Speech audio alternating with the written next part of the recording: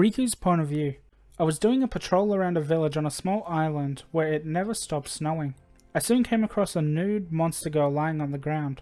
She looked unconscious. By her side was a spear, and on her head was what looked like a warm, fluffy seal hat. That's when I realized that she was a Selkie monster girl, and I needed to find her magical fur that she usually wore. Selkies, with their magical fur on, looked as if they were a cartoon mascot, but they were actually a seal-type mermaid monster girl. It didn't take me long before I found her magical fur just lying next to a frozen lake. That's when a giant serpent burst out of the lake. "I have no time for you," I shouted. "Get back into the lake now." The serpent blinked before slowly retreating back into the lake under the frozen ice. I quickly grabbed a hold of the magical fur before rushing back to the Selkie and putting it on her, which was kinda awkward for me.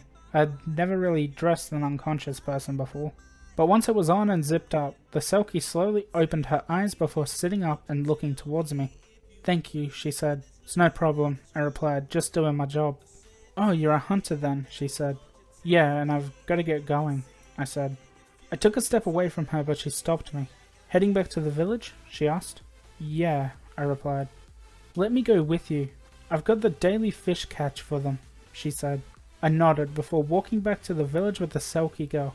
And on the way there, she told me a very interesting story about a giant fish that she caught last year. Thanks a lot for watching, liking, sharing, subscribing, and commenting. It means a lot to me. Also, I don't do sub for sub, so if that's what you're looking for, then please leave. I upload every day except Saturday and Sundays.